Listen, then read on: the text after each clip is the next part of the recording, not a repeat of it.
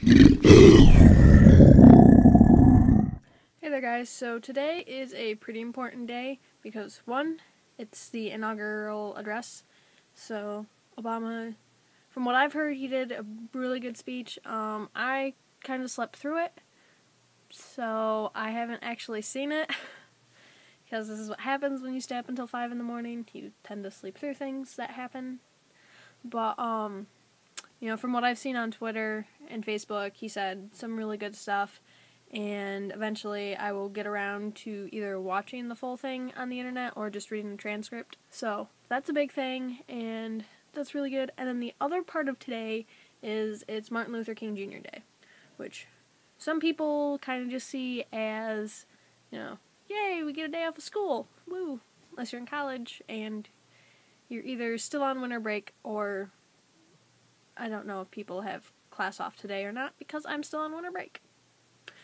But, I see it as a day that honors a really great man who did a lot of things and, really had a lot of important things to say that people sometimes overlook just because of the one big thing that he, this big speech, I have a dream speech thing, which is what most people know him for, but there's a lot more to him than that.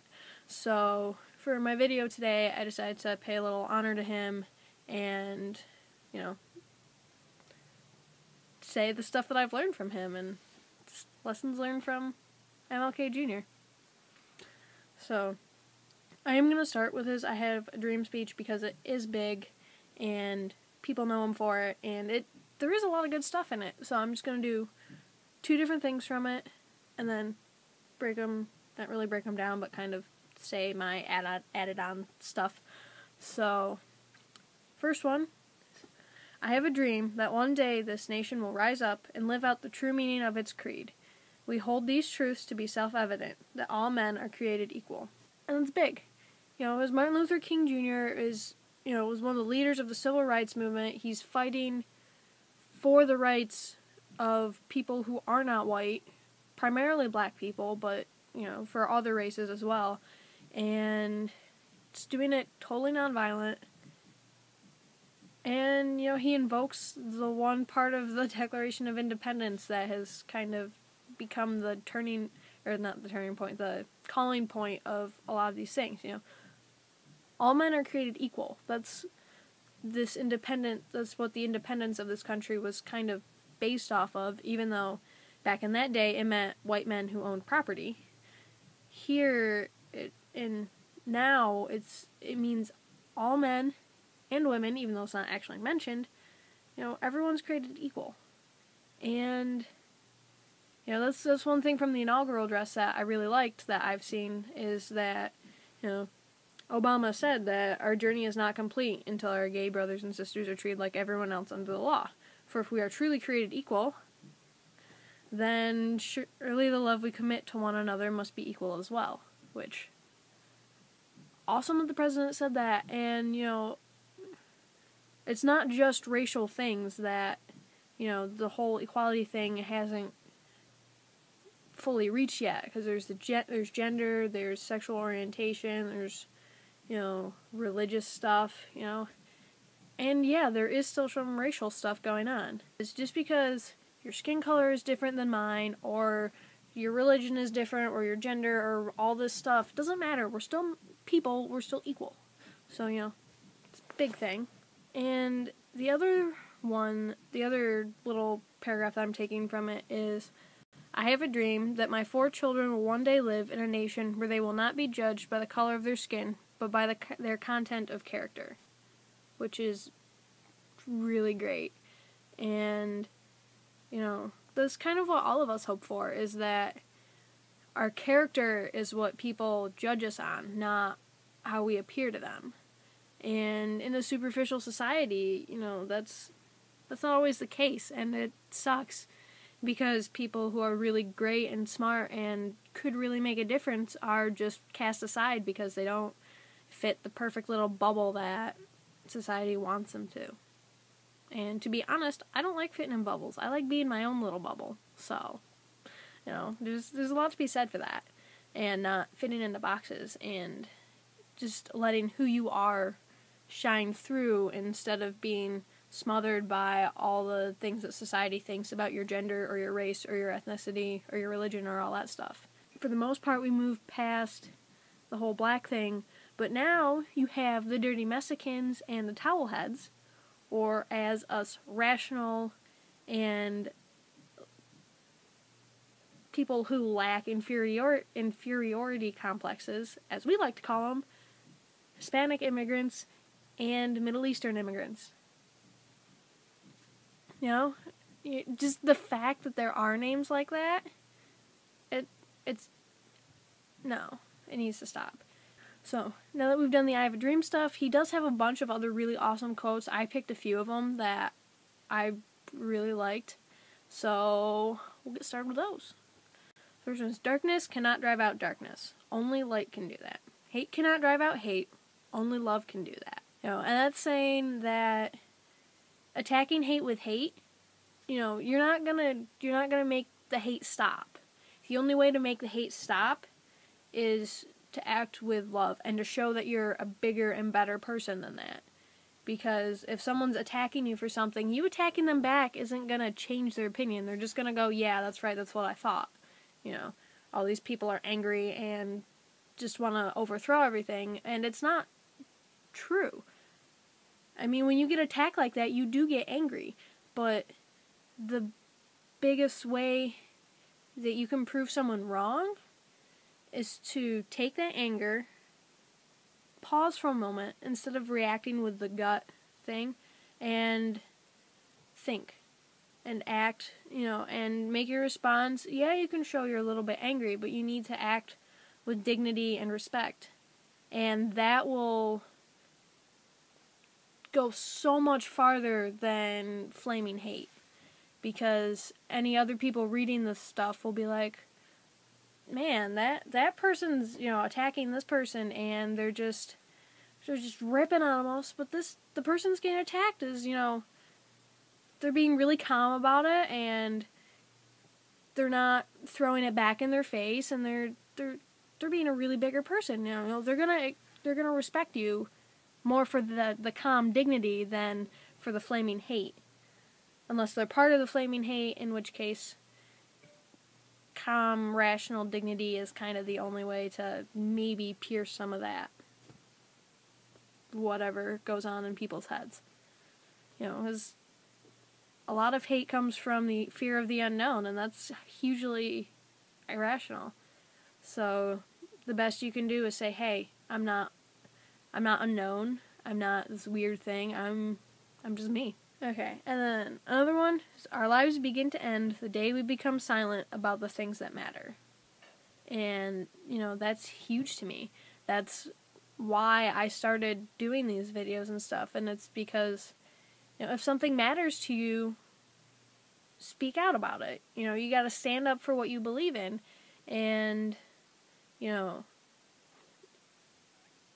don't leave it for someone else, because you need to, you know, don't just stand in the shadows.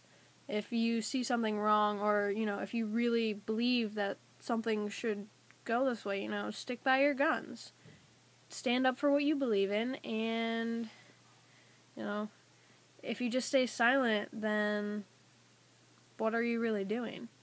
You know, you're not doing anything to help anyone. And, you know, that's kind of hard to live with. So, you know, I'd rather speak out for something and have someone hate on me for it than just kind of stand by there. You know, that's where I think it's Eminem, but I'm not really sure, you know, like, or it could be Kurt. I think I've seen it accredited both to Eminem and Kurt Cobain. I'm not really sure. But, you know, the quote, if you have enemies, it means you stood up for something. You know, or something to that effect. And it's true. Because you could just sit there and do nothing and have no one hate you, but, you know, is it really worth it in the end? You know? Having enemies means that you did something. And you made a difference. So, think on that. Because if you're silent about it, you're just as bad as the people who are oppressing them, if not worse. Because seeing something bad and doing nothing, if you see it and you know it's bad, but you don't do anything about it, what's that doing? What are you doing with your life like that? It's better to stand up for something than to just let someone else deal with it and say, it's not my problem, it's yours. Another one, we must accept finite disappointment, but never lose infinite hope. And that's kind of like, there will always be setbacks. You will always find, no matter what you're striving towards, something will always set you back. But you have to remember that, there's a bigger picture, there's a light at the end of the tunnel, and you can make it. People fought for women's rights for decades before making any progress towards voting. And then even after that, there's still a lot of fighting going on now, 90 years later. Racial equality, they're still fighting for that. Gay rights stuff, they're still fighting for that. But for every setback, you can see the progress that gets made. You can see the people whose minds you're changing, and, those things, they will get you to the end of the tunnel. They will get you to where you want to go. So just because something doesn't go right, don't give up on it. Keep fighting and keep standing up for what you believe in. And then the last one that I wanted to say is, we must learn to live together as brothers or perish together as fools. Huge. If you don't, you need to work together. You need to work with other people, and it's that working together and ultimately realizing that we're all brothers and sisters in this world. That's what's going to make things happen. That's how things are going to change, and how lives are going to change, and how all that stuff is going to happen. But, if you don't, you're all going down together, and you're all going to look like idiots. Because you can't stop fighting long enough to actually figure stuff out. And, in my opinion, Congress really needs that quote. Because you're going down. You're going down this flaming downward spiral of idiocracy. I feel like that's an actual word and not having to do with being an idiot. But I'm not really sure. But we're just going to go. There's so much foolishness that's going on. And it's like, you're not... you need to work together.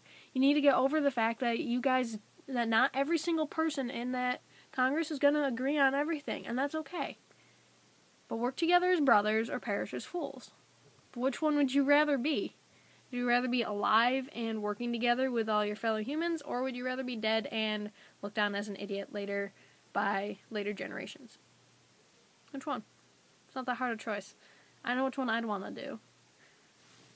So, kind of like a lot of what Martin Luther King Jr. is talking about is about, love, working together, and speaking out for people who can't, and for bad things that go on.